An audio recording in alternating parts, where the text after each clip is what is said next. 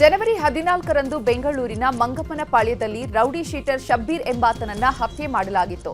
ಇದೀಗ ಕೊಲೆ ಕೇಸ್ಗೆ ಸಂಬಂಧಪಟ್ಟಂತೆ ಒಟ್ಟು 8 ಆರೋಪಿಗಳನ್ನು ಬಂಧಿಸಿದ್ದಾರೆ. ವಿಚಾರಣೆ ವೇಳೆ ಹಲವು ಸ್ಫೋಟಕ ಮಾಹಿತಿಗಳು ಲಭ್ಯವಾಗಿದೆ. 7ರಿಂದ 8 ವರ್ಷದಿಂದ ಏರಿಯಾದಲ್ಲಿ ಹವಾ ಮೇಂಟೈನ್ ಮಾಡ್ತಾ ಇದ್ದ ಶಬ್ಬೀರ್ ಯಾರಿಗೂ ತನ್ನ ಮಾತನ್ನ ಮೀರಲು ಬಿಡ್ತಾ ಇರಲಿಲ್ವಂತೆ. ಶಬ್ಬೀರ್ನನ್ನ ಬಿಟ್ಟು ಯಾವುದೇ ದಂಧೆ ಮಾಡಲು ಹೊರಟರೂ ಕೂಡ ಅವರನ್ನ ಕರೆಸಿ ಹಲ್ಲೆ ಮಾಡಿ ಬೆದರಿಕೆ ಹಾಕಿಸಿ ಕ್ಷಮೆ ಕೇಳಿಸ್ತಾ ಇದ್ನಂತೆ. ಶಬ್ಬೀರ್ನಿಂದ ಬೇಸತ್ತಿದ್ದ ರೌಡಿ ಶೀಟರ್ಗಳು ಕೊಲೆ ಮಾಡಲು ಸ್ಕೆಚ್ ಹಾಕಿದ್ದಾರಂತೆ. ಆದ್ರೆ ಕೊಲೆಯಾಗೋ ಭಯದಲ್ಲೇ ಇದ್ದಂತಹ ಶಬ್ಬೀರ್ ತಾನೆಲ್ಲೇ ಹೋದ್ರೂ ಕೂಡ 5 ನಿಮಿಷಕ್ಕೂ ಹೆಚ್ಚು ಕಾಲ ಇರ್ತಾ ಇರ್ಲಿಲ್ವಂತೆ. ಶಬ್ಬೀರ್ ಶಿಷ್ಯ ಆದಿಲ್ ತಂದೆ ಆಸ್ಪತ್ರೆಯಲ್ಲಿ ದಾಖಲಾಗಿದ್ರು. ಅವರನ್ನ ನೋಡ್ಕೊಂಡು ವಾಪಸ್ ರಿಕ್ಷಾದಲ್ಲಿ ಬರ್ತಾ ಇದ್ದ ವೇಳೆ ಕೊಲೆ ಮಾಡಲಾಗಿದೆ. ವಿದ್ಯಾರ್ಥಿನಿಗೆ ಉಪನ್ಯಾಸಕ ಪ್ರೀತಿ ಪ್ರೇಮದ ಗುಂಗು ಹಿಡಿಸಿದ್ನ ಅನ್ನುವಂತಹ ಅನುಮಾನ ಮೂಡ್ತಾ ಇದೆ. ಉಪನ್ಯಾಸಕನ ಜೊತೆ ವಿದ್ಯಾರ್ಥಿನಿ ಎಸ್ಕೇಪ್ ಆಗಿರುವ ಶಂಕೆ ವ್ಯಕ್ತವಾಗಿದೆ. ಬೆಳಗಾವಿ ಜಿಲ್ಲೆಯ ಅಥಣಿ ಪಟ್ಟಣದ ಖಾಸಗಿ ಕಾಲೇಜಿನಲ್ಲಿ ವಿದ್ಯಾರ್ಥಿನಿ ಪ್ಯಾರಾಮೆಡಿಕಲ್ ವ್ಯಾಸಂಗ ಮಾಡ್ತಾ ಇದ್ಲು. ಅದೇ ಕಾಲೇಜಿನ ಉಪನ್ಯಾಸಕ ಪವನ್ ಕುಮಾರ್ ಶೀಲಗಾರ ಎಂಬಾತನ ಜೊತೆ ವಿದ್ಯಾರ್ಥಿನಿ ನಾಪತ್ತೆಯಾಗಿದ್ದಾಳೆ ಎನ್ನಲಾಗ್ತಾ ಇದೆ. ಜನವರಿ 8ರಂದು ಇಬ್ಬರು ಕೂಡ ನಾಪತ್ತೆಯಾಗಿದ್ದಾರೆ. ಜನವರಿ 9ರಂದು ವಿದ್ಯಾರ್ಥಿನಿ ಪೋಷಕರು ದೂರು ನೀಡಿದ್ದಾರೆ. ದೂರು ನೀಡಿ 11 ದಿನ ಆದರೂ ಕೂಡ ಯಾವುದೇ ಕ್ರಮ ಕೈಗೊಂಡಿಲ್ಲ ಅಂತ ಕುಟುಂಬಸ್ಥರು ಆರೋಪಿಸಿದ್ದಾರೆ. 8ನೇ ತಾರೀಕು ದಿನ ಆಕಿ ಸಾಲಿಗೆ ಕಳಿಸಿದ್ರಿ. ಆದ್ರೆ ಅವರು 8ನೇ ತಾರೀಕು ಸಂಜೆಗೆ ಮನೆಗೆ ಹೊಳ್ಳಿ ಬಂದಿಲ್ಲರಿ. ನಾವಿಲ್ಲಿ ಕಾಂಟ್ಯಾಕ್ಟ್ ಮಾಡಿದಿವ್ರಿ. ಇಲ್ಲಿ ಮಾಸ್ತರ ನಮಗೆ ಇದೈತ್ರಿ, ಅವ್ರ ಮಾಸ್ತರ ಇಲ್ಲಿಂದ ಹೋದಾರ ಅನ್ನಂಗೆ ನಮ್ಗೆ ಡೌಟ್ ಐತ್ರಿ. ಅವ್ನ ಹಾಂ, ಅವರು ಪವನ್ ಕುಮಾರ್ ಶೇನ್ಗಾರ್, ಅವ್ರದ್ದು ಕುಸ್ನಾಳ್ ರೀ. ಅವ್ರ ಹೋದಾರ ಅನ್ನೋದು ನಮಗೆ ಕನ್ಫರ್ಮ್ ಆಯ್ತು. FIR ಮಾಡೀವ್ರಿ. ಆದ್ರೆ ಅವರು ಇನ್ನೂ ನಮಗೆ ಏನು ಅವ್ರು ಇವತ್ತು ಬರ್ರಿ ನಾಳೆ ಬರ್ರಿ ಅಂತ ಹಿಂಗೆ ಹೇಳಕತ್ತಾರೆ. ಮೋನಿಕಾ ಭೋಸ್ಲೆ ಅನ್ನೋ ಹುಡುಗಿ, ಒಬ್ಬ ಕೋತ್ನಟ್ಟಿ ಹುಡುಗಿಯನ್ನ ಇವತ್ತ ಒಬ್ಬ ಪವನ್ ಕುಮಾರ್ ಅನ್ನೋ ಇದ್ರ ಉಗಾರ್ಪುರದ ಹತ್ರ ಊರು ಕುಸನಾಳ ಊರಿನವನು ತಗೊಂಡು ಹೋಗಿದ್ದಾನ. ಅದು ಎಲ್ಲರೂ ನಮ್ಗೆ ಗೊತ್ತಾದ್ರೂ ಸಹಿತ ಅವನ ಶಿಕ್ಷಣ ಸಂಸ್ಥೆದವ್ರು ಸಹಿತ ಅವನ ಮೇಲೆ ಯಾವುದೇ ಕಾರ್ಯ ಮಾಡ್ತಾ ಇಲ್ಲ. ಆಮೇಲೆ ಎದಕ್ಕೆ ಹೋಗಿದ್ದಾನೋ ಅಂತಂದ್ರೆ ಅವ್ನು ತಂದು ತೋರಿಸ್ರಿ ಅಂತಂದ್ರು ಸಹಿತ ಅವ್ನು ಕೊಡ್ತಾ ಇಲ್ಲ. ಯಾಕಂದ್ರೆ 8ನೇ ತಾರೀಕು ಜನವರಿ 8ನೇ ತಾರೀಕುವರೆಗೆ ಹೋಗಿದ್ದಾರು. ಇನ್ನುವರೆಗೆ ಅವರು ಎಲ್ಲಿದ್ದಾರೆ ಅನ್ನೋದು ಪತ್ತೆ ಆಗಿಲ್ಲ. ಸೈನಿಕರು ಹಾಗೂ ABVP ಸಂಘದವರು, ಮಹಿಳಾ ಅಧ್ಯಕ್ಷ ಸಂಘದವರು ಎಲ್ಲರೂ ಕೂಡಿ ಒಂದು ಉಗ್ರವಾದ ಹೋರಾಟವನ್ನ ಸಹಿತ ನಾಳೆ ದಿನ ನಾವು ಮಾಡ್ತೀವಿ. ಮೋನಿಕಾ ಕಾಂಗ್ರೆಸ್ ಮುಖಂಡ ರಾಜು ಎನ್ನುವವರು ಜಾಗದ ವಿಚಾರಕ್ಕೆ ಧಮಕಿ ಹಾಕಿದ್ದಾರೆ ಎನ್ನುವಂತ ಆರೋಪ ಕೇಳಿ ಬಂದಿದೆ. ವರುಣ ವ್ಯಾಪ್ತಿಯ ಹೆಬ್ಬಾ ಗ್ರಾಮದಲ್ಲಿ ಈ ಘಟನೆ ನಡೆದಿರುವಂತದ್ದು. ಅಮಿತಾಬ್ ಕುಟುಂಬಕ್ಕೆ ರಾಜು ಜೀವ ಬೆದರಿಕೆ ಹಾಕಿದ್ದಾರಂತೆ. ನಾವು ಹೇಳಿದವರಿಗೆ ಜಾಗ ಕೊಡಬೇಕು, ನಮಗೆ ಸಿದ್ದರಾಮಯ್ಯ ಗೊತ್ತು, ಯತೀಂದ್ರ ಗೊತ್ತು ಅಂತ ಎಲ್ಲ ರಾಜು ಧಮಕಿ ಹಾಕಿದ್ದಾರಂತೆ. ಇದಕ್ಕೆ ಒಪ್ಪದಿದ್ದಕ್ಕೆ ಅಮಿತಾಬ್ ಮನೆಗೆ ನುಗ್ಗಿ ರಾಜು ದಾಂಧಲೆ ಎಬ್ಬಿಸಿದ್ದಾರಂತೆ. ಹಿರಿಯ ಅಧಿಕಾರಿಗಳ ಗಮನಕ್ಕೆ ಈ ವಿಚಾರ ತಂದ್ರೂ ಕೂಡ ಯಾವುದೇ ಉಪಯೋಗ ಆಗಿಲ್ಲ. FIR ಆಗಿದ್ರೂ ಕೂಡ ನಮಗೆ ನಿತ್ಯ ರಾಜೀವ್ ಆಪ್ತರು ಜೀವ ಬೆದರಿಕೆ ಹಾಕ್ತಿದ್ದಾರೆ ಅಂತ ಆರೋಪಿಸಲಾಗಿದೆ.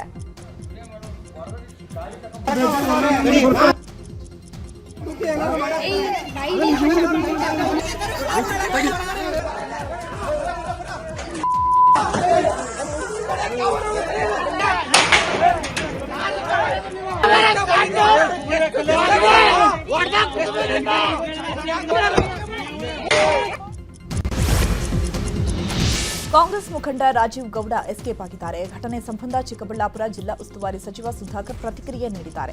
ಸರ್ಕಾರಿ ಅಧಿಕಾರಿ ವಿರುದ್ಧದ ನಡೆಯನ್ನ ನಾವು ಎಂದಿಗೂ ಒಪ್ಪಲ್ಲ, ಮೊದಲ ದಿನದಿಂದಲೂ ಖಂಡಿಸುತ್ತೇವೆ ಅಂತ ಹೇಳಿದ್ದೇವೆ. ಅಮೃತಗೌಡ ಅವರು ದೂರು ಕೊಡೋದು ವಿಳಂಬ ಮಾಡಿದ್ರು. ಇದೀಗ ರಾಜೀವ್ ಗೌಡ ಎಲ್ಲಿದ್ದಾರೆ ಅಂತ ಮಾಹಿತಿ ಕಲೆ ಹಾಕ್ತಿದ್ದಾರೆ.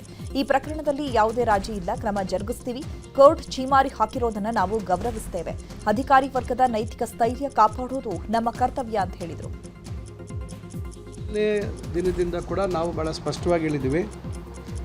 ಏನು ಇವತ್ತು ಒಬ್ಬ ಸರ್ಕಾರಿ ಕರ್ತವ್ಯವನ್ನು ನಿರ್ವಹಿಸಿರ್ತಕ್ಕಂಥ ಅಧಿಕಾರಿಯ ವಿರುದ್ಧವಾಗಿ ಏನು ಶಿಡ್ಲಘಟ್ಟದ ಪರಾಜಿತ ಅಭ್ಯರ್ಥಿ ರಾಜೀವ್ ಗೌಡರು ನಡ್ಕೊಂಡಿರ್ತಕ್ಕಂಥ ರೀತಿಯನ್ನು ನಾವು ಯಾವುದೇ ರೀತಿ ಅದನ್ನು ಒಪ್ಪುವಂಥದ್ದಲ್ಲ, ಅದನ್ನು ನಾವು ಖಂಡಿಸ್ತೀವಿ ಅಂತಕ್ಕಂಥ ಮಾತನ್ನೇ ಭಾಳ ಸ್ಪಷ್ಟವಾಗಿ ಹೇಳಿದ್ದೀವಿ. ಮತ್ತು ಕಾನೂನು ರೀತಿ ಕ್ರಮ ಮಾಡ್ತೀವಿ ಅಂತಕ್ಕಂಥದ್ದು ಆ ಕ್ಷಣದಿಂದ ನಾವು ಎಲ್ಲ ರೀತಿ ಕಾನೂನಿನ ಚೌಕಟ್ಟಿನಲ್ಲಿ ಏನೆಲ್ಲ ಮಾಡಲಿಕ್ಕಾಗತ್ತೆ ಮಾಡ್ತಾಯಿದ್ದೀವಿ. ಅವತ್ತು ದೂರು ಕೊಡುವಂಥದ್ದು ವಿಳಂಬ ಆಯಿತು. ಇದು ಮಾನ್ಯ ಮುಖ್ಯಮಂತ್ರಿಗಳು ಸ್ಪಷ್ಟವಾಗಿ ಹೇಳಿದ್ದಾರೆ, ಗೃಹ ಮಂತ್ರಿಗಳು ಹೇಳಿದ್ದಾರೆ, ಮಾನ್ಯ ಉಪಮುಖ್ಯಮಂತ್ರಿಗಳು ಹೇಳಿದ್ದಾರೆ, ಎಲ್ಲರೂ ಭಾಳ ಸ್ಪಷ್ಟವಾಗಿ ಹೇಳಿದ್ದಾರೆ. ಇದರಲ್ಲಿ ಯಾವುದೇ ರಾಜಿ ಇಲ್ಲ ಅಂತಕ್ಕಂಥ ವಿಚಾರ ಮತ್ತು ಕಾನೂನು ಚೌಕಟ್ಟಿನಲ್ಲಿ ಅವ್ರ ಮೇಲೆ ಕ್ರಮ ಅಂತೂ ಖಂಡಿತ ಜರುಗಿಸ್ತೀವಿ ಅಂತಕ್ಕಂಥದ್ದು.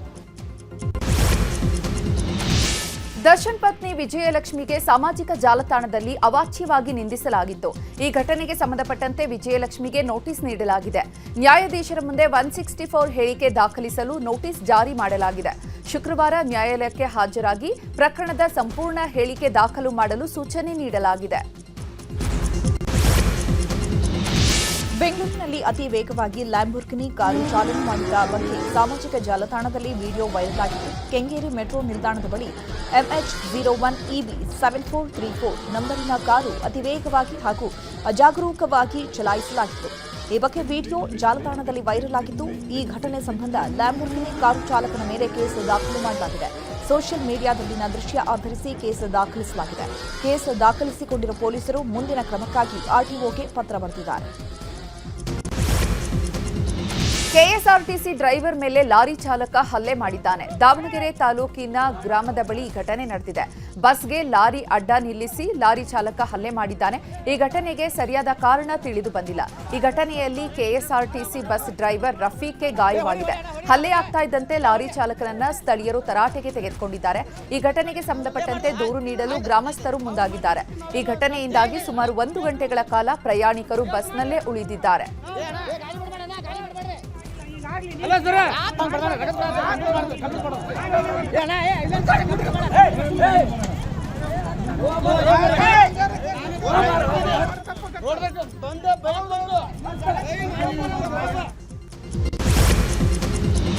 ಥಣಿಸಂದ್ರದ ಬಳಿ ಕೆಂಗೇರಿಯಲ್ಲಿ ಬಿಡಿಎ ಬುಲ್ಡೋಸರ್ ಸದ್ದು ಮಾಡಿದೆ. ಬಿಡಿಎ ಜಾಗದಲ್ಲಿ ಅಕ್ರಮವಾಗಿ ಕಟ್ಟಿಕೊಂಡಿದ್ದ ಮನೆಗಳನ್ನು ಡೆಮಾಲಿಷ್ ಮಾಡಲಾಗ್ತಾ ಇದೆ. ಬುಲ್ಡೋಸರ್ ಬಳಸಿ ಡೆಮಾಲಿಷ್ ಮಾಡಲಾಗ್ತಾ ಇದೆ. ಕೆಂಗೇರಿ ಹೋಬಳಿಯಲ್ಲಿರುವ ನಾಗದೇವನಹಳ್ಳಿಯಲ್ಲಿ ತೆರವು ಕಾರ್ಯ ಮಾಡಲಾಗ್ತಾ ಇದೆ. ಸದ್ಯ ಬಿಡಿಎ ಅಧಿಕಾರಿಗಳು ಸ್ಥಳದಲ್ಲೇ ಬೀಡು ಬಿಟ್ಟಿದ್ದು ತೆರವು ಕಾರ್ಯ ಪರಿಶೀಲನೆ ಮಾಡುತ್ತಿದ್ದಾರೆ. ಐತಿಹಾಸಿಕ ಪ್ರಸಿದ್ಧ ಲಕ್ಕುಂಡಿಯಲ್ಲಿ ಚಿನ್ನ ಪತ್ತೆಯಾದ ಪ್ರಕರಣಕ್ಕೆ ಸಂಬಂಧಪಟ್ಟಂತೆ ಇದೀಗ ಉತ್ಖನನ ಸ್ಥಳಕ್ಕೆ ಜನರ ದಂಡೇ ಹರಿದು ಬರ್ತಾ ಇದೆ. ಇದೀಗ ಉತ್ಖನನವನ್ನ ವೀಕ್ಷಿಸಲು ವಿದ್ಯಾರ್ಥಿಗಳು ಕೂಡ ಬರ್ತಿದ್ದಾರೆ. ಇಂದು ಧಾರವಾಡ ಜಿಲ್ಲೆ ಹುಬ್ಬಳ್ಳಿಯ ನೇಕಾರ ನಗರದ ಸರ್ಕಾರಿ ಪ್ರಾಥಮಿಕ ಶಾಲೆ ವಿದ್ಯಾರ್ಥಿಗಳು ಆಗಮಿಸಿದ್ದಾರೆ. ಚಿನ್ನದ ನಿಧಿ ಸಿಕ್ಕ ಊರು ಲಕ್ಕುಂಡಿ ನೋಡಿ ಮಕ್ಕಳು ಫುಲ್ ಖುಷ್ ಆಗಿದ್ದಾರೆ. ಐತಿಹಾಸಿಕ ದೇವಾಲಯ, ಬಾವಿಗಳನ್ನು ನೋಡಿ ಮಕ್ಕಳು ಸಂತಸಪಟ್ಟಿದ್ದಾರೆ. ಇನ್ನು ಉತ್ಖನನದ ವೇಳೆ ಪತ್ತೆಯಾದಂತಹ ಶಿವಲಿಂಗದ ಪಾಣಿಪೀಠ ಭಾರಿ ಕುತೂಹಲಕ್ಕೆ ಕಾರಣವಾಗಿದೆ. ಮೊದಲು ಶಿವಲಿಂಗದ ಪಾಣಿಪೀಠ ಎನ್ನಲಾಗಿದೆ. ಆದರೆ ಇದೀಗ ಪಾಣಿಪೀಠದಲ್ಲಿ ಗರುಡ ಮುದ್ರೆ ಪತ್ತೆಯಾಗಿದೆ. ಸದ್ಯ ಪಾಣಿಪೀಠದಲ್ಲಿ ಗರುಡ ಮುದ್ರೆ ಇರುವ ಕಾರಣಕ್ಕೆ ಇದು ವಿಷ್ಣುವಿನ ಪೀಠ ಇರುವಂತಹ ಸಾಧ್ಯತೆ ಇದೆ. ಸುಖಾಸನದ ಆಕಾರದಲ್ಲಿ ಕುಳಿತಂತಹ ಗರುಡ ಚಿತ್ರ ಇರುವ ಪೀಠ ಕೇಶವಾದಿತ್ಯ ದೇವಾಲಯಕ್ಕೆ ಸಂಬಂಧಪಟ್ಟಿರುವಂತಹ ಸಾಧ್ಯತೆ ಇದೆ. ಕಲ್ಯಾಣ ಚಾಳುಕ್ಯರಿಗೆ ಸಂಬಂಧಿಸಿದಂತಹ ಪೀಠ ಎನ್ನಲಾಗಿದೆ. ಐತಿಹಾಸಿಕ ಲಕ್ಕುಂಡಿ ಬಗ್ಗೆ ಸರ್ಕಾರ ನಿರ್ಲಕ್ಷ್ಯ ವಹಿಸಿದೆ. ಗದಗ್ನ ಲಕ್ಕುಂಡಿಯಲ್ಲಿ 101 ಗುಡಿ, 101 ಬಾವಿಗಳು ಇದೆ. ಆದರೆ ಸರ್ಕಾರ ಇದ್ಯಾವುದನ್ನ ಕಾಪಾಡಿಕೊಳ್ಳದೆ ನಿರ್ಲಕ್ಷ್ಯ ಮಾಡ್ತಾ ಇದೆ. ಐತಿಹಾಸಿಕ ಸಿದ್ದನ ಬಾವಿ ಪಾಚಿ ಕಟ್ಟಿದ್ದು ನೀರು ಹಾಳಾಗಿದೆ. ಬಾವಿಯ ಸುತ್ತಲೂ ಗಿಡಗಳು ಬೆಳೆದುಕೊಂಡಿದೆ. ಉತ್ಖನನ ನಡೆಯುವ ಸ್ಥಳದಲ್ಲಿ ಅವ್ಯವಸ್ಥೆಯ ಆಗರವಾಗಿದೆ. ಶೀಘ್ರವೇ ಸ್ವಚ್ಛತಾ ಕಾರ್ಯ ಮಾಡಿಸುವಂತೆ ಲಕ್ಕುಂಡಿ ಅಭಿವೃದ್ಧಿ ಪ್ರಾಧಿಕಾರಕ್ಕೆ ಜನರು ಮನವಿ ಮಾಡಿದ್ದಾರೆ. ಇನ್ನು ನ್ಯೂಸ್ 18ಗೆ ಪ್ರತಿಕ್ರಿಯಿಸಿರೋ ಸಚಿವ HK ಪಾಟೀಲ್ ಈಗಾಗಲೇ 40 ಗುಡಿಗಳ ಪತ್ತೆಯಾಗಿದೆ. ಇನ್ನುಳಿದ ಗುಡಿಗಳ ಪತ್ತೆ ಕಾರ್ಯ ನಡೀತಾ ಇದೆ ಅಂತ ಹೇಳಿದರು. ಲಕ್ಕುಂಡಿ ಐತಿಹಾಸಿಕ ಪ್ರಸಿದ್ಧಿ ಪಡೆದಂತಹ ಸ್ಥಳ, 101 ಬಾವಿ, 101 ದೇವಾಲಯಗಳಿದೆ. ಚಾಲುಕ್ಯರ ರಾಷ್ಟ್ರಕೂಟರು ಆಳಿದಂತಹ ಮಹತ್ವದ ಸ್ಥಳ. ನಮ್ಮ ಕಲೆ ಸಂಸ್ಕೃತಿಯನ್ನ ಅನಾವರಣಗೊಳಿಸುವಂತಹ ಉದ್ದೇಶದಿಂದ ಲಕ್ಕುಂಡಿಯಲ್ಲಿ ಉತ್ಖನನ ಮಾಡಲಾಗ್ತಾ ಇದೆ ಅಂತ ಸಚಿವ HK ಪಾಟೀಲ್ ಹೇಳಿದ್ದಾರೆ. ಬೆಂಗಳೂರಿನಲ್ಲಿ ಮಾತನಾಡಿದ ಅವರು, ಉತ್ಖನನದ ವೇಳೆ ಮಹತ್ವದ ಚಿಹ್ನೆಗಳು ಸಿಕ್ಕಿದೆ. ಈಗ ಸಿಕ್ಕಿರುವಂತಹ ವಸ್ತುಗಳು ಬಂಗಾರ, ವಜ್ರಕ್ಕಿಂತ ಮಹತ್ವದ್ದು. ನಿಧಿ ಸಿಕ್ಕ ಕುಟುಂಬಸ್ಥರ ಪ್ರಾಮಾಣಿಕತೆಯನ್ನ ಮೆಚ್ಚುತ್ತೇವೆ. ತನಿಖೆ ಮಾಡಲು ಈಗಾಗಲೇ ತಜ್ಞರನ್ನ ನೇಮಕ ಮಾಡಲಾಗಿದೆ. ಲಕ್ಕುಂಡಿ ವಿಶ್ವ ಪಾರಂಪರಿಕ ತಾಣ ಅಂತ ಕೇಂದ್ರ ಸರ್ಕಾರ ಘೋಷಣೆ ಮಾಡಬೇಕು ಅಂತ ಆಗ್ರಹಿಸಿದ್ದಾರೆ. ಸಮಿತಿಯನ್ನ ನೇಮಣಿಕೆ ಮಾಡಿದ್ದೇವೆ. ಆ ತಜ್ಞರು ಕೊಡ್ತಕ್ಕಂಥ ವರದಿಯ ಮೇಲೆ ಅದು ಎಷ್ಟು ವರ್ಷದ್ದು ಅನ್ನೋದನ್ನು ಗೊತ್ತಾಗ್ತೀವಿ. ಆಮೇಲೆ ಈಗ ಸ್ನೇಹಿತರು ಕೇಳಿದರು, ಈ ಲಕ್ಕುಂಡಿ ಬರುವ ದಿವಸಗಳಲ್ಲಿ ವಿಶ್ವ ಪಾರಂಪರಿಕ ಸ್ಥಳ ಆಗಿ ಮಾಡಬೇಕು, ವರ್ಲ್ಡ್ ಹೆರಿಟೇಜ್ ಸೈಟ್ ಇದಾಗಬೇಕು. ಈಗಾಗಲೇ ನಮ್ಮ ಕರ್ನಾಟಕದಲ್ಲಿ ಹಂಪಿ ಇದೆ, ಪಟ್ಟದಕಲ್ಲಿದೆ, ನಮ್ಮ ಹಳೆಬೀಡು ಬೇಲೂರು ಇದೆ, ಸೋಮನಾಥಪುರ ಇದೆ. ಅದರ ಜೊತೆಗೆ ನಾಯಕತ್ವ ಬಿಕ್ಕಟ್ಟು ವಿಚಾರದಲ್ಲಿ ಹೈಕಮಾಂಡ್ ಮೌನ ವಹಿಸಿದ್ದಾರೆ. ಈ ಬಗ್ಗೆ ಡಿಕೆಶಿ ಬಣದ ನಾಯಕರು ಒಬ್ಬೊಬ್ಬರಾಗಿ ಪ್ರತಿಕ್ರಿಯೆ ಕೊಟ್ಟಿದ್ದಾರೆ. ಬೆಂಗಳೂರಲ್ಲಿ ಮಾತನಾಡಿದ ಮಾಗಡಿ ಶಾಸಕ ಬಾಲಕೃಷ್ಣ ಹೈಕಮಾಂಡ್ ವಿರುದ್ಧ ಬೇಸರ ವ್ಯಕ್ತಪಡಿಸಿದರು. ಒಂದು ಗೊಂದಲಕ್ಕೆ ಇತಿಶ್ರೀ ಹಾಡಬೇಕು. ದೆಹಲಿಗೆ ತೆರಳಿದ್ದ ಡಿಕೆಶಿ ಬರಿಗೈನಲ್ಲಿ ವಾಪಸ್ ಬಂದಿಲ್ಲ. ಶೀಘ್ರದಲ್ಲೇ ಗೊಂದಲ ಬಗೆಹರಿಯುವ ವಿಶ್ವಾಸ ಇದೆ. ತಾಳ್ಮೆಗೂ ಅಂತ್ಯ ಇದೆ ಅಂತ ಹೇಳಿ ಸುರೇಶ್ ಯಾವ ಅರ್ಥದಲ್ಲಿ ಹೇಳಿದ್ದಾರೋ ಗೊತ್ತಿಲ್ಲ. ನಮ್ಮ ಕ್ಷೇತ್ರದಲ್ಲಿ ಜನರಿಗೆ ಉತ್ತರ ಕೊಡೋಕೆ ನಮಗಾಗ್ತಿಲ್ಲ. ಗೊಂದಲದಲ್ಲಿಡೋದು ಕೂಡ ಸೂಕ್ತ ಅಲ್ಲ. ಗೊಂದಲಕ್ಕೆ ಹೈಕಮಾಂಡ್ ಅಂತ್ಯ ಹಾಡಬೇಕು ಅಂತ ಆಗ್ರಹಿಸಿದ್ದಾರೆ. ಇನ್ನು ಇದೇ ವಿಚಾರವಾಗಿ ಶಾಸಕ ಡಾಕ್ಟರ್ ರಂಗನಾಥ್ ಕೂಡ ಪ್ರತಿಕ್ರಿಯೆ ನೀಡಿದ್ದು, ಡಿಕೆಶಿಗೆ ಅಷ್ಟೇ ಅಲ್ಲ ಇಡೀ ಕಾಂಗ್ರೆಸ್ಗೆ ಒಳ್ಳೆಯ ದಿನಗಳು ಬರುತ್ತೆ ಅಂತ ಹೇಳಿದರು. ಬರಿಗೈಲೇನು ವಾಪಸ್ ಬಂದಿಲ್ಲ, ಮಾತಾಡಿದ್ದಾರೆ, ಚರ್ಚೆ ಆಗಿದೆ. ವೇಣುಗೋಪಾಲ್ ಅವರು ಅವ್ರನ್ನೆಲ್ಲ ಭೇಟಿ ಮಾಡಿದ್ದಾರೆ. ರಾಹುಲ್ ಗಾಂಧಿ ಅವರು ಸ್ವಲ್ಪ ಬ್ಯುಸಿ ಇರೋದ್ರಿಂದ ಭೇಟಿ ಮಾಡೋಕ್ಕಾಗಿಲ್ಲ. ಇನ್ನೇನು ಶೀಘ್ರದಲ್ಲೇ ಏನೋ ಒಂದು ತೀರ್ಮಾನ ಆಗ್ಬೋದು ಅಂತಕ್ಕಂಥ ಆಶಾಭಾವನೆ ಇಟ್ಕೊಂಡಿದ್ದೀವಿ. ನಮ್ಮ ಉದ್ದೇಶ ಏನು ಅಂತಂದರೆ ಈ ಗೊಂದಲಕ್ಕೆ ಒಂದು ಅಂತ್ಯ ಆಡಬೇಕು. ಈಗ ಆಗಿದ್ರೆ ಆಗಿದೆ, ಮಾಡಿದ್ರೆ ಮಾಡ್ತೀವಿ, ಇಲ್ಲ ಮಾಡೋಕ್ಕಾಗಲ್ಲ. ಎರಡರಲ್ಲಿ ಒಂದಾರು ಹೇಳ್ಬೇಕಲ್ವಾ. ಇಲ್ಲದೆ ಸುಮ್ಮನೆ ಇದು ಕಾನ್ಸ್ಟಿಟ್ಯೂನ್ಸಿಗೆ ಹೋದಾಗ ನಮಗೂ ಕೇಳ್ತಾರೆ, ಅಲ್ಲೂ ನಮಗೆ ಗೊಂದಲ, ಎಲ್ಲೋದ್ರೂ ಗೊಂದಲ ಐತೆ. ಈ ಗೊಂದಲಕ್ಕೆ ಒಂದು ಅಂತಿಮವಾದಂಥ ಅಂತ್ಯವನ್ನು ಹೈಕಮಾಂಡ್ ಆಡಬೇಕು ಅಂತೇಳಿ ನಾವು ಅವರಲ್ಲಿ ಮನವಿ ಮಾಡ್ತೀವಿ. ಈ ಹೈಕಮಾಂಡ್ ಒಂದು ಇದು ಇತಿಶ್ರೀ ಆಡಬೇಕು. ಇದಕ್ಕೆ ಮಾಡ್ತೀರಾ ಇಲ್ವಾ? ಮಾಡೋಕ್ಕಾಗಲ್ಲಪ್ಪ, ಕೆಲಸ ಮಾಡ್ಕೊಂಡು ಹೋಗಿ ನೋಡೋಣ ಮುಂದೆ ಅಂತಲೂ ಹೇಳ್ಬೇಕು. ಏನಾರು ಒಂದು ಹೇಳ್ಬೇಕಲ್ಲ ಹೈಕಮಾಂಡು. ಏನು ಹೇಳ್ದೇ ಸುಮ್ಮನೆ ಈ ಗೊಂದಲದಲ್ಲಿ ಇರ್ತಕ್ಕಂಥ ಸೂಕ್ತ ಅಲ್ಲ. ತೀರ್ಮಾನ ಆಗಿದೆಯಾ ಇಲ್ವಾ? ತೀರ್ಮಾನ ಆಗಿತ್ತು ಅಂದರೆ ಆಗಿತ್ತು, ಆಗಿಲ್ಲ ಅಂದರೆ ಆಗಿಲ್ಲ. ಏನೋ ಒಂದು ಹೇಳಲಿ ಅಂತ ನಮ್ಮ ಅಭಿಪ್ರಾಯ. ನಮ್ಮ ಮುಖ್ಯಮಂತ್ರಿ ಸಾಹೇಬರು ಯಾವತ್ತೂ ಮಾತು ತಪ್ಪೋರಲ್ಲ. ಹಾಗಾಗಿ ಒಂದು ಸಭೆ ಆಗಬೇಕು. ಹೈಕಮಾಂಡರು ಕರೆದು ಸಭೆ ನಂತರ ತೀರ್ಮಾನ ತೆಗೆದುಕೋತಾರೆ ಅಂತ ಅನ್ಕೋತೀನಿ. ಹೈಕಮಾಂಡರು ನಮಗೆಲ್ಲರಿಗೂ ಹೇಳಿದ್ದಾರೆ ಸೂಕ್ತ ಸಮಯದಲ್ಲಿ ಸೂಕ್ತ ನಿರ್ಧಾರ ತೆಗೆದುಕೋತಾರೆ ಅಂತ. ಆ ಕಾರಣಕ್ಕೋಸ್ಕರ ನಾವೆಲ್ಲ ತಾಳ್ಮೆಯಲ್ಲಿ ಅದನ್ನು ಕಾಯ್ತಾ ಇದ್ದೇವೆ. ಎಲ್ಲರಿಗೂ ಕಾಂಗ್ರೆಸ್ ಪಕ್ಷಕ್ಕೆ ಒಳ್ಳೆ ದಿನಗಳು ಬರುತ್ತೆ ಅಂತ ಹೇಳಬಲ್ಲೆ ನಾನು. ಅಧಿಕಾರ ಹಾಗೂ ತಾಳ್ಮೆ ಶಾಶ್ವತ ಅಲ್ಲ ಅಂತ ಡಿಕೆ ಸುರೇಶ್ ಹೇಳಿದ್ರು. ಈ ವಿಚಾರವಾಗಿ ಸಚಿವ ಎಂಸಿ ಸುಧಾಕರ್ ಪ್ರತಿಕ್ರಿಯೆ ನೀಡಿದ್ದಾರೆ. ಸುರೇಶ್ ಅನುಭವಿ ರಾಜಕಾರಣಿ, ಅವರ ಹೇಳಿಕೆ ನಾನು ನೋಡಿಲ್ಲ, ಯಾವ ಅರ್ಥದಲ್ಲಿ ಹೇಳಿದ್ದಾರೋ ಗೊತ್ತಿಲ್ಲ. ಎಲ್ಲಾ ಪರಿಸ್ಥಿತಿ ಬಗ್ಗೆ ಹೈಕಮಾಂಡ್ಗೆ ಗೊತ್ತಿದೆ. ಸುಸ್ಥಿರವಾಗಿರುವಂತಹ ಸರ್ಕಾರ ಇದೆ. ಸಿಎಂ ಡಿಸಿಎಂ ಎಲ್ಲರೂ ಕೂಡ ಒಟ್ಟಿಗೆ ಕೆಲಸ ಮಾಡ್ತಿದ್ದಾರೆ. ಸಮಸ್ಯೆಯನ್ನ ಹೈಕಮಾಂಡ್ ಬೇಗ ಇತ್ಯರ್ಥ ಮಾಡುವಂತಹ ವಿಶ್ವಾಸ ಇದೆ ಅಂತ ಅಂದ್ರು. ಸುರೇಶ್ ಅವರು 3 ಬಾರಿ ಸಂಸದರಾಗಿ ಕೆಲಸ ಮಾಡಿದ್ದಾರೆ ಮತ್ತು ಭಾಳ ಅನುಭವಿ ರಾಜಕಾರಣಿ. ನಾನು ಅವ್ರು ಏನು ಹೇಳಿದ್ದಾರೆ ಅಂತಕ್ಕಂಥದ್ದು ಮಾಹಿತಿ ನನಗೆ ಇಲ್ಲ, ನಾನು ನೋಡಿಲ್ಲ. ಇದಂಥ ವಾಸ್ತವಾಂಶ. ಆದರೆ ಅವ್ರು ಯಾವ ಅರ್ಥದಲ್ಲಿ ಹೇಳಿದ್ದಾರೆ, ಏನು ಹೇಳಿದ್ದಾರೆ ಅಂತಕ್ಕಂಥದ್ದು ಮಾಹಿತಿ ಇಲ್ಲ. ಖಂಡಿತ ನಮ್ಮ ಕಾಂಗ್ರೆಸ್ ಪಕ್ಷದ ಹೈಕಮಾಂಡ್ ಇವತ್ತು ಅವರ ಗಮನದಲ್ಲಿ ಸಂಪೂರ್ಣವಾಗಿ ಇಲ್ಲಾಗ್ತಾ ಇರ್ತಕ್ಕಂಥ ಎಲ್ಲ ವಿಷಯಗಳು ಅವರ ಗಮನದಲ್ಲಿದೆ. ಖಂಡಿತ ಆದಷ್ಟು ತ್ವರಿತವಾಗಿ ಇದಕ್ಕೊಂದು ಅಂತ್ಯವನ್ನು ಆಡ್ತಾರೆ ಅಂತಕ್ಕಂಥ ವಿಶ್ವಾಸ ಇದೆ. ಈ ರೀತಿ ಏನು ಸಮಸ್ಯೆಗಳು ಬಂದಂಥದ್ದನ್ನು ಬೇಗ ತ್ವರಿತವಾಗಿ ಹೈಕಮಾಂಡ್ ಇತ್ಯರ್ಥ ಮಾಡ್ತಾರೆ ಅಂತಕ್ಕಂಥ ವಿಶ್ವಾಸ ಇದೆ. ಡಿಕೆ ಅಧಿಕಾರ ತಾಳ್ಮೆ ಯಾವುದೂ ಶಾಶ್ವತ ಅಲ್ಲ ಎಂಬ ಡಿಕೆ ಸುರೇಶ್ ಹೇಳಿಕೆ ವಿಚಾರವಾಗಿ ಶಾಸಕ ಡಿಕೆ ಸುರೇಶ್ ಪ್ರತಿಕ್ರಿಯೆಯನ್ನು ಕೊಟ್ಟಿದ್ದಾರೆ. ದಾವಣಗೆರೆಯಲ್ಲಿ ಮಾತನಾಡಿದ ಅವರು, ಮನುಷ್ಯನ ಸಹನೆಗೆ ಎಲ್ಲದಕ್ಕೂ ಲಿಮಿಟ್ ಇರುತ್ತೆ. ಆ ಲಿಮಿಟ್ ಮೀರಿದಾಗ ಸಹನೆಯ ಕಟ್ಟೆ ಒಡೆಯುವ ಸಂದರ್ಭ ಬರುತ್ತೆ. ಅದನ್ನ ಡಿಕೆ ಸುರೇಶ್ ಹೇಳಿರಬಹುದು. ಯಾವ ಅರ್ಥದಲ್ಲಿ ಹೇಳಿದ್ದಾರೆ ಗೊತ್ತಿಲ್ಲ. ಡಿಕೆ ಸುರೇಶ್ ಏನ್ ಹೇಳಿದ್ದಾರೆ ಅದಷ್ಟು ಸತ್ಯವೇ. ಅಧಿಕಾರ ಹಂಚಿಕೆ ಮಾತುಕತೆ ಆಗಿದೆಯೋ ಇಲ್ವೋ ಗೊತ್ತಿಲ್ಲ. ಕೆಲವು ಸಂದರ್ಭದಲ್ಲಿ ತಾಳಿದವನು ಬಾಳಿಯಾನು ಎಂಬ ರೀತಿ ಇರಬೇಕು ಅಂತ ಹೇಳಿದರು ಶಿವಗಂಗಾ ಅವರು. ಅದು ಹಂಗೆ ಅಲ್ಲ, ಮನುಷ್ಯಂಗೂ ಒಂದು ಲಿಮಿಟ್ ಇರ್ತದೆ ಎಲ್ಲ ವಿಷಯದಲ್ಲೂ. ಆ ಲಿಮಿಟ್ ಮೀರಿದಾಗ ಎಲ್ಲರೂ ಸಹನೇನು ಕಟ್ಟೆ ಹೊಡೆಯೋ ಸಂದರ್ಭ ಬರ್ತದೆ. ಅದನ್ನು ಹೇಳಿರ್ಬೋದು. ಅಲ್ಲ, ಅವರು ಯಾವ ಅರ್ಥದಾಗ ಹೇಳಿದಾರೋ ಗೊತ್ತಿಲ್ಲ. ನಾನು ನೋಡಿದೆ ಯಾವ ಅರ್ಥದಾಗ ಹೇಳಿದಾರೆ ಅನ್ನೋದು ಗೊತ್ತಿಲ್ಲ. ಆಮೇಲೆ ಅದರಲ್ಲೂ ಹೇಳಿದ್ದಾರೆ ಕೆಲವೊಂದೊಂದನ್ನು ನೀವು ಯಾವುದಕ್ಕೂ ಕಲ್ಪನೆ ಮಾಡ್ಕೋಬೇಡ್ರಿ ಮಾಧ್ಯಮದವರು. ಆ ಪರಿಸ್ಥಿತಿ ಸಂದರ್ಭಕ್ಕೆ ಮಾತಾಡಿರ್ತೀವಿ, ನೀವು ಅದನ್ನು ತಾನು ಎಲ್ಲದನ್ನು CM ಕುರ್ಚಿ ಮೇಲೆ ಇಡಬೇಡ್ರಿ ಅಂತ. ಸತ್ಯನೂ ಇದೆ. ಗ್ರಾಮ ಪಂಚಾಯತಿ ಅಧ್ಯಕ್ಷರು ಸಹ ಮಾತು ಕೇಳಲ್ಲ ಅಂತ ಒಂದು ಅಧಿಕಾರಕ್ಕೋಸ್ಕರ ಅನ್ನೋದನ್ನ ಅವರು ಹೇಳಿದಾರೆ ಬಿಟ್ಟರೆ ಅದ್ರಲ್ಲಿ ಬೇರೆ ಅರ್ಥ ಏನಿಲ್ಲ. ಅದು ಶಿವಕುಮಾರ ಶ್ರೀಗಳ 7ನೇ ಪುಣ್ಯ ಸ್ಮರಣ ಹಿನ್ನೆಲೆ ತುಮಕೂರಿನ ಸಿದ್ಧಗಂಗಾ ಮಠದಲ್ಲಿ ವಿಶೇಷ ಕಾರ್ಯಕ್ರಮ ಹಮ್ಮಿಕೊಳ್ಳಲಾಗಿದೆ. ಶ್ರೀಗಳ ಪುಣ್ಯ ಸ್ಮರಣ ಕಾರ್ಯಕ್ರಮದಲ್ಲಿ ಉಪರಾಷ್ಟ್ರಪತಿ CP ರಾಧಾಕೃಷ್ಣನ್, ರಾಜ್ಯಪಾಲರಾದ ಥಾವರ್ಚಂದ್ ಗೆಹ್ಲೋಟ್ ಭಾಗಿಯಾಗಿದ್ದಾರೆ. ಇನ್ನು ದೀಪ ಬೆಳಗುವ ಮೂಲಕ ವೇದಿಕೆ ಕಾರ್ಯಕ್ರಮಕ್ಕೆ ಉಪರಾಷ್ಟ್ರಪತಿಗಳು ಚಾಲನೆ ನೀಡಿದರು. ಈ ವೇಳೆ ಮಠಾಧ್ಯಕ್ಷರಾದಂತಹ ಶ್ರೀ ಸಿದ್ಧಲಿಂಗ ಮಹಾಸ್ವಾಮೀಜಿ, ಮಠದ ಕಿರಿಯ ಶ್ರೀಗಳಾದ ಶಿವಸಿದ್ದೇಶ್ವರ ಸ್ವಾಮೀಜಿ, ಕೇಂದ್ರ ರೈಲ್ವೆ ರಾಜ್ಯ ಖಾತೆ ಸಚಿವ ಸೋಮಣ್ಣ, ಗೃಹ ಸಚಿವ ಹಾಗೂ ಉಸ್ತುವಾರಿ ಸಚಿವ ಡಾಕ್ಟರ್ ಜಿ ಪರಮೇಶ್ವರ್, ಸಂಸದರಾದ ಗೋವಿಂದ ಕಾರಜೋಳ, ಡಾಕ್ಟರ್ CN ಮಂಜುನಾಥ್ ಸೇರಿದಂತೆ ಹಲವರು ಭಾಗಿಯಾಗಿದ್ದರು. ಮಾಜಿ ಸಚಿವ ರಾಮುಲು ಬಳ್ಳಾರಿಯಲ್ಲಿ ಸುದ್ದಿಗೋಷ್ಠಿ ನಡೆಸಿದ್ದಾರೆ. ಗಲಾಟೆ ಪ್ರಕರಣದ ಕುರಿತು ರಾಮುಲು ಪ್ರತಿಕ್ರಿಯೆ ನೀಡಿದ್ದಾರೆ. ಜನವರಿ 1ರಂದು ರಾಜಶೇಖರ್ ಹತ್ಯೆಯಾಯಿತು. ಆದರೆ ಎಲ್ಲಾ ದಾಖಲೆಗಳನ್ನ ಈಗಾಗಲೇ ಸಿಐಡಿ ತನಿಖೆಗೆ ಕೊಟ್ಟಿದ್ದೇವೆ. ಸಿಐಡಿಗೆ ಕೊಟ್ಟ ತಕ್ಷಣ ಸರ್ಕಾರ ಗಲಭೆಯನ್ನ ಸೀರಿಯಸ್ ಆಗಿ ತಗೋತಾರೆ ಅಂತ ಅನ್ಕೊಂಡಿದ್ದೆ. ಆದರೆ ಸಿಐಡಿಗೆ ವಹಿಸಿದ ಮೇಲೆ ಸರ್ಕಾರ ಕೈಕಟ್ಟಿ ಕುಳಿತುಕೊಂಡಿದೆ. ಜನಾರ್ದನ ರೆಡ್ಡಿ ಮನೆ ಮೇಲೆ ದಾಳಿಯಾಗಿದೆ. ಇದಕ್ಕಾಗಿ ನಾವು ಹೋರಾಟ ಮಾಡ್ತೀವಿ. ನ್ಯಾಯ ಸಿಗುವವರೆಗೂ ಕೂಡ ಹೋರಾಟ ಮುಂದುವರಿಸ್ತೀವಿ ಅಂದ್ರು. ಇನ್ನು ಅಬಕಾರಿ ಇಲಾಖೆ ಭ್ರಷ್ಟಾಚಾರದ ಬಗ್ಗೆಯೂ ಕೂಡ ರಾಮುಲು ಮಾತನಾಡಿದ್ದು, ವಾಲ್ಮೀಕಿ ನಿಗಮದ ಹಣದಲ್ಲಿ ತೆಲಂಗಾಣ ಎಲೆಕ್ಷನ್ ನಡೆದಿದೆ. ಇದೀಗ ಮತ್ತೆ ಅಬಕಾರಿ ಇಲಾಖೆಯಲ್ಲಿ ಭ್ರಷ್ಟಾಚಾರ ನಡೆದಿದೆ. ಪಂಚರಾಜ್ಯ ಎಲೆಕ್ಷನ್ ದೃಷ್ಟಿಯನ್ನ ಇಟ್ಕೊಂಡು ಅಬಕಾರಿಯಲ್ಲಿ ಭ್ರಷ್ಟಾಚಾರ ನಡೆಸಲಾಗಿದೆ. ಸಚಿವ ತಿಮ್ಮಾಪುರ್ ನೇರವಾಗಿ ಭಾಗಿಯಾಗಿದ್ದಾರೆ. ಎಲ್ಲಾ ಇಲಾಖೆಗಳಲ್ಲಿ ಭ್ರಷ್ಟಾಚಾರ ನಡೀತಾ ಇದೆ. ಇಲಾಖೆಗಳ ಮೇಲೆ ಸಚಿವರಿಗೆ ಹಿಡಿತಾ ಇಲ್ಲ. ಕೂಡಲೇ ತಿಮ್ಮಾಪುರ್ ರಾಜೀನಾಮೆ ನೀಡಬೇಕು ಅಂತ ರಾಮುಲು ಆಗ್ರಹಿಸಿದ್ದಾರೆ.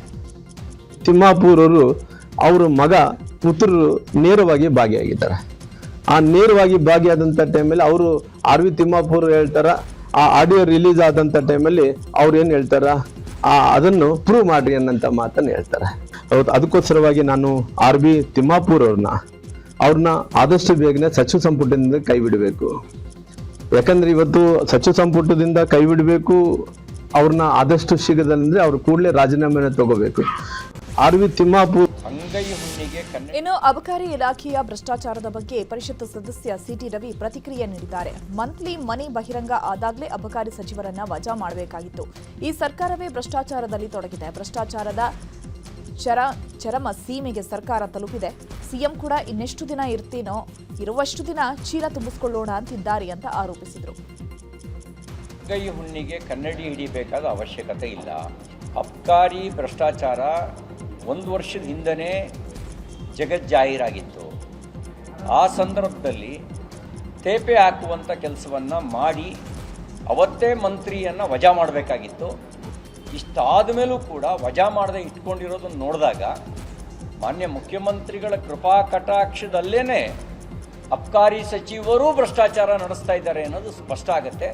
ಮುಖ್ಯಮಂತ್ರಿಗಳು ಕೂಡ ಇನ್ನೆಷ್ಟು ದಿನ ಇರ್ತೀನೋ, ನಾಳೆ ಮತ್ತೆ ಈ ಅವಕಾಶ ಸಿಗಲ್ಲ, ಇದ್ದಾಗ ಎಷ್ಟು ಸಾಧ್ಯ ಆಗುತ್ತೆ ಅಷ್ಟು ಚೀಲ ತುಂಬಿಸ್ಕೊಳ್ಳೋಣ ಅನ್ನುವಂಥ ಚೀಲ ತುಂಬಿಸಿಕೊಳ್ಳುವ ನೀತಿಯನ್ನು ಅಳವಡಿಸ್ಕೊಂಡ್ಬಿಟ್ಟಿದ್ದಾರೆ. ಅಂಗೈ ಇನ್ನು ನಾಳೆಯಿಂದ ಜಂಟಿ ಅಧಿವೇಶನ ವಿಚಾರವಾಗಿಯೂ CT ರವಿ ಪ್ರತಿಕ್ರಿಯೆ ನೀಡಿದ್ದು, ರಾಮ್ಜಿ ಕಾಯ್ದೆಯಲ್ಲಿ ವಿರೋಧ ಮಾಡುವ ಅಂಶಗಳೇ ಇಲ್ಲ. ಆದರೂ ಕಾಂಗ್ರೆಸ್ನವರು ಏನೋ ಆಗಿದೆ ಅಂತ ಬಾಯ್ ಪಡ್ಕೊಳ್ತಾ ಇದ್ದಾರೆ. ಸದನದಲ್ಲಿ ನಾವು ಚರ್ಚೆ ಮಾಡ್ತೇವೆ, ಚರ್ಚೆಗೆ ಹೆದರೋದಿಲ್ಲ ಅಂತ ಹೇಳಿದರು. ರಾಮ್ಜಿ ಅದರಲ್ಲಿ ಇವರು ವಿರೋಧ ಮಾಡುವ ಅಂಶಗಳೇ ಇಲ್ಲ. ನಾನು ಅಧ್ಯಯನ ಮಾಡಿದೆ, ಏನೋ ಈ ಥರ ಎಲ್ಲ ಬಾಯಿ ಬಡ್ಕೊತಾ ಇದ್ದಾರಲ್ಲ, ಏನೋ ಇವರು ಕಾಂಗ್ರೆಸ್ನವ್ರು ಬಾಯಿ ಬಡ್ಕೊತಿರೋದು ನೋಡಿದ್ರೆ ಯಾರೋ ಏನೋ ಹೆಚ್ಚು ಕಡಿಮೆ ಆಗಿಬಿಟ್ಟಿದ್ದಾರೆ ಅನ್ನೋ ಥರ ಬಾಯಿ ಬಡ್ಕೊತಿರೋದನ್ನು ನೋಡಿದಾಗ ನನಗೆ ಏನೋ ಇರ್ಬೋದೇನೋ ಅಂತ ಅನ್ಸಿ ಅಧ್ಯಯನ ಮಾಡಿದೆ. ಮುಂಚೆ 100 ದಿನ ಇತ್ತು, ಈಗ 125 ದಿನ ಕೊಟ್ಟಿದ್ದಾರೆ. ಯಾರಿಗೆ ಅನ್ಯಾಯ ಆಗುತ್ತೆ? ಮುಂಚೆ 100 ದಿನ ಕೂಲಿ ಕೊಡಬೇಕು ಅಂತಿದ್ರೆ ಈಗ 125 ದಿನ, 25 ದಿನ ಜಾಸ್ತಿ ಸಿಗ್ತಾ ಇದೆ. ಅನ್ಯಾಯ ಯಾರಿಗಾಗ್ತಾ ಇದೆ? ಕೌಶಲ್ಯ ಮುಂಚೆ ಬದುಕಿ ಜೀವನೋಪಾಯಕ್ಕಾಗಿ ಕೂಲಿ, ಈಗ ಕೌಶಲ್ಯದ ಅಭಿವೃದ್ಧಿ ಮಾಡಿ ಅವರು ಸ್ವಾವಲಂಬಿ ಆಗಬೇಕು ಅಂತ ಈ ಯೋಜನೆಯಲ್ಲಿ ಅಳವಡಿಸಿದ್ದಾರೆ. ಇದರಿಂದ ಒಳ್ಳೆಯದ ಕೆಟ್ಟದ್ದು ಹೇಳಲಿ ಅವರು, ನಾವು ಚರ್ಚೆ ಮಾಡ್ತೀವಿ. ಚರ್ಚೆಗೆ ಏನು ಹೆದರೋ ಪ್ರಶ್ನೆನೇ ಇಲ್ಲ. ಹಾಸನದಲ್ಲಿ ಜನವರಿ 24ರಂದು ಜನತಾ ಸಮಾವೇಶ ನಡೆಯಲಿದೆ. ಸಮಾವೇಶಕ್ಕೆ ಬೃಹತ್ ವೇದಿಕೆ ಸಿದ್ಧವಾಗ್ತಾ ಇದೆ. ಇನ್ನು ಕೇಂದ್ರ ಸಚಿವ HD ಕುಮಾರಸ್ವಾಮಿ, ಜೆಡಿಎಸ್ ಮುಖಂಡ ಶಾಸಕ HD ರೇವಣ್ಣ ಸ್ಥಳಕ್ಕೆ ತೆರಳಿ ಜೆಡಿಎಸ್ ಜನತಾ ಸಮಾವೇಶದ ಸಿದ್ಧತೆಯನ್ನ ಪರಿಶೀಲನೆ ಮಾಡಿದ್ರು. ಇದೇ ವೇಳೆ ವೇದಿಕೆಯ ದಿಕ್ಕು, ವಾಸ್ತು ಬಗ್ಗೆಯೂ ಕೂಡ HDKಗೆ ರೇವಣ್ಣ ಮಾಹಿತಿಯನ್ನು ನೀಡಿದ್ದಾರೆ. ಇದೇ ವೇಳೆ ಪ್ರತಿಕ್ರಿಯೆ ನೀಡಿದ HDK, ಜೆಡಿಎಸ್ ಪಕ್ಷದ ಬೆಳ್ಳಿ ಹಬ್ಬದ ಅಂಗವಾಗಿ ಸಮಾವೇಶ ಮಾಡ್ತಾ ಇದ್ದೇವೆ. ಕಾಂಗ್ರೆಸ್ ಹಾಸನ ಜಿಲ್ಲೆಯಲ್ಲಿ 2 ಸಮಾವೇಶ ಮಾಡಿತ್ತು. ಜೆಡಿಎಸ್ ಮುಗಿಸಲು ಕಾಂಗ್ರೆಸ್ ಹೊರಟಿದೆ, ಆದರೆ ಅದು ಸಾಧ್ಯವಿಲ್ಲ. HDD ರಾಜಕಾರಣ ಆರಂಭ ಆಗಿದ್ದು ಹಾಸನ ಜಿಲ್ಲೆಯಿಂದ, ಅದಕ್ಕೆ ಕಾರಣ ಜಿಲ್ಲೆಯ ಜನರು ಅಂದ್ರು. ಜಿಲ್ಲೆಯಿಂದ ಇವತ್ತೇನು ಸಂಘಟನೆಗೆ ಚಾಲನೆಯನ್ನು ಹೊಸದಾಗಿ 2028 ವಿಧಾನಸಭೆ ಚುನಾವಣೆ ಇರ್ಬೋದು ಮತ್ತು ಹಲವಾರು ಸ್ಥಳೀಯ ಸಂಸ್ಥೆ ಚುನಾವಣೆಗಳಿಗೆ ಈ ಒಂದು ಪವಿತ್ರವಾದಂಥ ಪುಣ್ಯಭೂಮಿ ಅಂತಕ್ಕಂಥದ್ದು ನಮ್ಮ ಕುಟುಂಬಕ್ಕೆ ವಿಶೇಷವಾಗಿ, ನಮ್ಮ ಕುಟುಂಬ ಅಂದರೆ ಜನತಾದಳದ ಕುಟುಂಬ. ನಮ್ಮ ಕುಟುಂಬ ಅಂದರೆ ಬರೀ ನಮ್ಮ ಕುಟುಂಬ ಅಂದರೆ ದೇವೇಗೌಡರು ಮಕ್ಕಳದಲ್ಲ, ಜನತಾದಳದ ಕುಟುಂಬ ಏನಿದೆ ಈ ಕುಟುಂಬದ ಸಂಘಟನೆಗೆ ಇವತ್ತು ಚಾಲನೆ ಕೊಡ್ತಕ್ಕಂಥದ್ದಕ್ಕೆ ಒಂದು ಸಂದೇಶ ಕೊಡ್ತಕ್ಕಂಥ ಒಂದು ಕಾರ್ಯಕ್ರಮ. ದ್ವಿತೀಯ ಪಿಯುಸಿ ವಿದ್ಯಾರ್ಥಿಗಳಿಗೆ ಸ್ಟಡಿ ಹಾಲಿಡೇ ರದ್ದು ಮಾಡಲಾಗಿದೆ. ರಜೆ ರದ್ದು ಮಾಡಿರುವ ವಿಚಾರವಾಗಿ ಸಚಿವ ಮಧು ಬಂಗಾರಪ್ಪ ಪ್ರತಿಕ್ರಿಯೆ ನೀಡಿದ್ದಾರೆ. ಶಿವಮೊಗ್ಗದಲ್ಲಿ ಮಾತನಾಡಿದ ಮಧು ಬಂಗಾರಪ್ಪ, ವಿದ್ಯಾರ್ಥಿಗಳಿಗೆ ಕಾಲೇಜಿನಲ್ಲಿ ಉಪನ್ಯಾಸಕರು ಇರುತ್ತಾರೆ, ಇದರಿಂದಾಗಿ ಅಧ್ಯಯನ ಮಾಡಲು ಅನುಕೂಲವಾಗಿದೆ, ಹೀಗಾಗಿ ರಜೆ ರದ್ದು ಮಾಡಲಾಗಿದೆ ಅಂತ ಹೇಳಿದರು. ಇನ್ನು ನಾಳೆಯಿಂದ ಮನ್ರೇಗಾ ಅಧಿವೇಶನದ ಕುರಿತು ಪ್ರತಿಕ್ರಿಯೆ ನೀಡಿದ ಮಧು ಬಂಗಾರಪ್ಪ, ನಾಳೆಯಿಂದ ವಿಶೇಷ ಅಧಿವೇಶನ ಕರೆಯಲಾಗಿದೆ. ನಾವು ವಿರೋಧ ಮಾಡದಿದ್ರೆ ಕೇಂದ್ರ ಸರ್ಕಾರ ಎಲ್ಲ ಯೋಜನೆ ಹೆಸರು ಬದಲಾಯಿಸುತ್ತಾ ಹೋಗುತ್ತೆ. ಜನರಿಗೆ ಉದ್ಯೋಗ ನೀಡಲು ಮಾಡಿದ ಯೋಜನೆ ಮನ್ರೇಗಾ. ಆದರೆ ಈಗ ಜನರ ಕೆಲಸವನ್ನ ತೆಗೆದುಹಾಕಿದ್ದಾರೆ. ಗಾಂಧೀಜಿಯನ್ನ ಕೊಂದವರು ಈಗ ಎಲ್ಲವನ್ನ ಮುಗಿಸಲು ಹೊರಟಿದ್ದಾರೆ ಅಂತ ಮಧು ಬಂಗಾರಪ್ಪ ಆರೋಪಿಸಿದರು. ನಾಳೆ ಬಿಜೆಪಿ ಜೆಡಿಎಸ್ ಶಾಸಕರ ಜಂಟಿ ಸಭೆ ನಡೆಯಲಿದೆ. ಕೇಂದ್ರ ಸಚಿವರಾದ ಎಚ್ಡಿ ಕುಮಾರಸ್ವಾಮಿ ಹಾಗೂ ಕೇಂದ್ರ ಸಚಿವ ಶಿವರಾಜ್ ಸಿಂಗ್ ಚೌಹಾಣ್ ನೇತೃತ್ವದಲ್ಲಿ ಸಭೆ ನಡೆಯಲಿದೆ. ಅದಕ್ಕೂ ಮುನ್ನ ಕೇಂದ್ರ ಸಚಿವ ಶಿವರಾಜ್ ಸಿಂಗ್ ಚೌಹಾಣ್ ಸುದ್ದಿಗೋಷ್ಠಿ ನಡೆಸಲಿದ್ದಾರೆ. ಬಳಿಕ ಎರಡೂ ಪಕ್ಷಗಳ ಶಾಸಕರ ಜೊತೆ ಸಭೆಯಲ್ಲಿ ಭಾಗಿಯಾಗಲಿದ್ದಾರೆ. ವಿಬಿಜಿ ರಾಮ್ಜಿ ಬಗ್ಗೆ ಶಾಸಕರಿಗೆ ಜಾಗೃತಿ ಮೂಡಿಸಲಿದ್ದಾರೆ. ಸಚಿವ ಜಮೀರ್ ಅಹಮದ್ ಖಾನ್ ಆಪ್ತ ಸರ್ಫರಾಜ್ ಖಾನ್ಗೆ ಸೇರಿದ ಸ್ಥಳಗಳ ಮೇಲೆ ಲೋಕ ಅಧಿಕಾರಿಗಳು ದಾಳಿ ಮಾಡಿದರು. ಇನ್ನು ಸರ್ಫರಾಜ್ ಖಾನ್ಗೆ ಸೇರಿದ ಸಂಪೂರ್ಣ ಆಸ್ತಿ ಪಾಸ್ತಿಯ ಮಾಹಿತಿಯನ್ನ ಲೋಕಾಯುಕ್ತ ಅಧಿಕಾರಿಗಳು ಕಲೆ ಹಾಕಿದ್ದಾರೆ. ತನಿಖೆ ವೇಳೆ ಒಟ್ಟು 14.38 ಕೋಟಿ ಮೌಲ್ಯದ ಆಸ್ತಿ ಪತ್ತೆಯಾಗಿದೆ. ಡಿಸೆಂಬರ್ 12ರಂದು ಸರ್ಫರಾಜ್ಗೆ ಸೇರಿದ ಸ್ಥಳದ ಮೇಲೆ ಲೋಕಾಯುಕ್ತ ದಾಳಿ ನಡೆಸಿತ್ತು. ಧಾರವಾಡದಲ್ಲಿ ಜಲಜೀವನ್ ಮಿಷನ್ ಯೋಜನೆಗೆ ಗ್ರಹಣ ಹಿಡಿದಿದೆ. 388 ಗ್ರಾಮಗಳಿಗೆ ಕುಡಿಯುವ ನೀರಿನ ಯೋಜನೆ ಅರ್ಧಕ್ಕೆ ನಿಂತಿದೆ. 2022 ಏಪ್ರಿಲ್ 20ರಂದು ಶುರುವಾದಂತಹ ಕಾಮಗಾರಿ ಡೆಡ್ಲೈನ್ ಮುಗಿದ್ರೂ ಕೂಡ ಕಂಪ್ಲೀಟ್ ಆಗಿಲ್ಲ. L&T ಕಂಪನಿ ಯೋಜನೆಯ ಕಾಮಗಾರಿ ಮಾಡ್ತಾ ಇದ್ದು, ಹಲವೆಡೆ ಪೈಪ್ ನಲ್ಲಿ ಅಳವಡಿಕೆಯ ಕೆಲಸ ಮಾತ್ರ ಆಗಿದೆ. ಶಿರಸಿ ಮಾರಿಕಾಂಬಾ ಜಾತ್ರೆಯ ಆಮಂತ್ರಣ ಪತ್ರ ಬಿಡುಗಡೆ ಮಾಡಲಾಗಿದೆ. ಉತ್ತರ ಕನ್ನಡ ಜಿಲ್ಲೆಯ ಶಿರಸಿಯ ಮಾರಿಕಾಂಬಾ ದೇವಿ ಜಾತ್ರೆ ಫೆಬ್ರವರಿ 24ರಿಂದ ಮಾರ್ಚ್ 4ರವರೆಗೆ ನಡೆಯಲಿದೆ. ಇನ್ನು ಜಾತ್ರೆಗೆ ಜಿಲ್ಲಾಡಳಿತ ಹಾಗೂ ದೇವಸ್ಥಾನ ಆಡಳಿತ ಮಂಡಳಿ ಭರದಿಂದ ಸಿದ್ಧತೆಯನ್ನು ನಡೆಸಿದೆ. ಮನೆಯಲ್ಲಿ ಮಾನಸಿಕವಾಗಿ ನೊಂದವರ ತರಬೇತಿಗೆ ಮಾನಸಧಾರೆ ಆಂಬ್ಯುಲೆನ್ಸ್ಗೆ ಚಾಲನೆ ನೀಡಲಾಗಿದೆ. ಬೆಂಗಳೂರು ಗ್ರಾಮಾಂತರ ದೊಡ್ಡಬಳ್ಳಾಪುರದಲ್ಲಿ ಕರ್ನಾಟಕ ರಾಜ್ಯ ವೈಜ್ಞಾನಿಕ ವಿಜ್ಞಾನ ಪರಿಷತ್ ಸಂಸ್ಥಾಪಕ ಹುಲಿಕಲ್ ನಟರಾಜ್ ಆಂಬ್ಯುಲೆನ್ಸ್ಗೆ ಚಾಲನೆ ನೀಡಿದ್ದಾರೆ. ಮೈಸೂರು ಬಳಿಕ ಬೆಂಗಳೂರಿನಲ್ಲಿ ಅಂಬಾರಿ ಡಬಲ್ ಡೆಕರ್ ಬಸ್ ರಸ್ತೆಗಿಳಿತಾ ಇದೆ. ಇವತ್ತು ಸಚಿವ ಎಚ್.ಕೆ. ಪಾಟೀಲ್ ರವೀಂದ್ರ ಕಲಾಕ್ಷೇತ್ರ ಮುಂಭಾಗದಲ್ಲಿ ಡಬಲ್ ಡೆಕರ್ ಬಸ್ಗೆ ಹಸಿರು ನಿಶಾನೆ ತೋರಿದ್ದಾರೆ. ಬಳಿಕ ಮಾತನಾಡಿದ ಅವರು, double decker bus Visvesvaraya museum, high court, general post office ಸೇರಿದಂತೆ ಆ ಮಾರ್ಗದಲ್ಲಿ ಸಂಚಾರ ಮಾಡಲಿದೆ. ಸ್ಕೈವಾಕ್, ಅಂಡರ್ ಪಾಸ್ ಇರುವ ಕಡೆ ಬಸ್ ಸೇವೆ ಇರಲ್ಲ. ಮುಂದೆ ಅಂಬಾರಿ ಬಸ್ ಸೇವೆ ವಿಸ್ತರಿಸಲಾಗುತ್ತೆ ಅಂತ ಹೇಳಿದರು.